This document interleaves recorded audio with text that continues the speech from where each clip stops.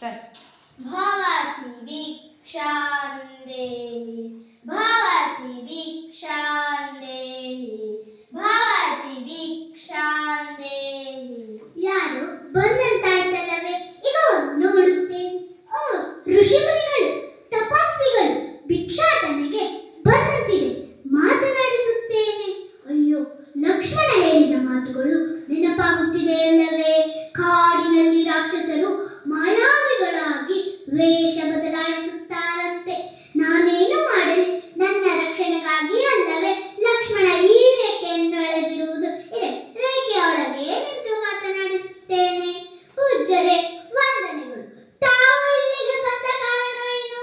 ನಿಮ್ಮ ಸೇವೆಯನ್ನು ಹೇಗೆ ಮಾಡಲಿ ದೇವಾ? ಮಾತೆಗೆ ವಂದನೆಗಳು.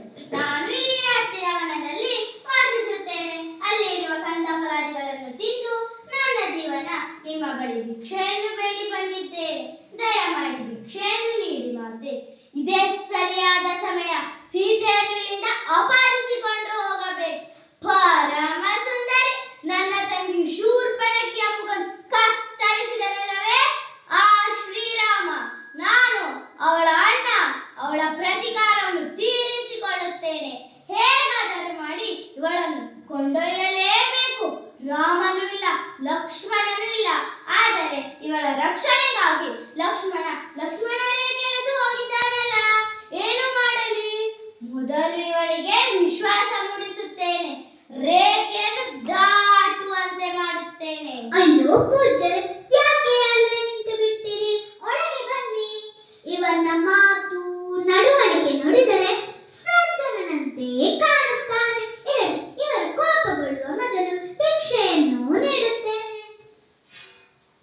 ಮಹರ್ಷಿಗಳೇ, ತೆಗೆದುಕೊಳ್ಳಿ ಭಿಕ್ಷೆಯನ್ನು. ಏನಮ್ಮ ತಾಯಿ, ಅಷ್ಟು ದೂರದಲ್ಲಿ ನಿಂತು ಭಿಕ್ಷೆಯನ್ನು ನೀಡುತ್ತಿರುವೆ? ಮನಸ್ಸಿಲ್ಲವೇ? ಬೇಡ ಬಿಡು, ನಾನು ಹೊರಡುತ್ತೇನೆ. ನಾನು ಒಳ ಬರಲು ಆಗುವುದಿಲ್ಲ. ನನಗೂ ಕೆಲವು ನಿಯಮಗಳಿವೆ. ನಿನ್ನ ಗಂಡ ಶ್ರೀರಾಮನಿದ್ದಿದ್ದರೆ ನಾನು ಒಳಗೆ ಬರುತ್ತಿದ್ದೆ. ಅವನಿಗೆ ನನ್ನ ಮೇಲೆ ಅದೇನೋ ಭಾರಿ ಭಕ್ತಿ. ನೀನು ಅವನ ಅರ್ಧಾಂಗಿನಿಯಾಗಿ ಇಷ್ಟ ಸೆಡೆ ತೋರಿಸುತ್ತಿರುವೆಯ? ಮನಸ್ಸಿಲ್ಲವೇ? ಬೇಡ ಬಿಡು, ನಾನು ಹೊರಡುತ್ತೇನೆ. ಇಷ್ಟೊಂದು ಅಸಡ್ಡೆ ತೋರುವವರಲ್ಲಿ ನಾನು ಭಿಕ್ಷೆಯನ್ನು ಸ್ವೀಕರಿಸುವುದಿಲ್ಲ. ನಾನು ಹೊರಡುತ್ತೇನೆ. ಅಯ್ಯೋ ಪೂಜ್ಯರೇ, ಹೋಗಬೇಡಿ, ನಾನೇ ಬರುತ್ತೇನೆ. ಭಿಕ್ಷೆಯನ್ನು ಅಲ್ಲಿಯೇ ನೀಡುತ್ತೇನೆ. ಅಯ್ಯೋ, ಇದೆಂತ ಸಂಕಟ! ಒಂದು ಕಡೆ ಲಕ್ಷ್ಮಣ ನನ್ನ ರಕ್ಷಣೆಗಾಗಿ ಎಳೆದಿರುವ ರೇಖೆ, ಇನ್ನೊಂದು ಕಡೆ ಋಷಿಮುನಿಗಳು ಕೋಪಗೊಳ್ಳುವ ಭಯ. ನಾನೇನು ಮಾಡಲಿ? ಓ ಮನಸ್ಸೇ, ನೀನೇ ಹೇಳು. ಆದರೂ ಏಕೋ ವಿಚಿತ್ರವಾಗಿ ಹೃದಯವು ಢವಢವಾ ಢವಢವಾ ಬಡಿದುಕೊಳ್ಳುತ್ತಿದೆ. ನಾನೇನು ಮಾಡಲಿ? ಇವರಿಗೆ ಭಿಕ್ಷೆಯನ್ನು ನೀಡಿ ಕೃತಜ್ಞತಳಾಗುತ್ತೇನೆ. ಅದೇ ಸರಿ. ಪೂಜ್ಯರೇ, ಇಗೋ ಬಂದೆ, ಭಿಕ್ಷೆಯನ್ನು ಸ್ವೀಕರಿಸಿ. ಹೀಗೆ ಬನ್ನಿ ಮಾತೆ, ಹೀಗೆ ಬನ್ನಿ. ಹೀಗೆ ಬನ್ನಿ ಮಾತೆ, ಹೀಗೆ ಬನ್ನಿ. ಜೋಳಿಗೆಗೆ ಭಿಕ್ಷೆಯನ್ನು ಹಾಕಿ. ಇದೇ ಸರಿಯಾದ ಸಮಯ. ರೊಟ್ಟಿ ಬಿದ್ದು ತುಪ್ಪಕ್ಕೆ ಜಾರಿದಂತೆ. ರಾಮ ಲಕ್ಷ್ಮಣ ಯಾರು ಇಲ್ಲ.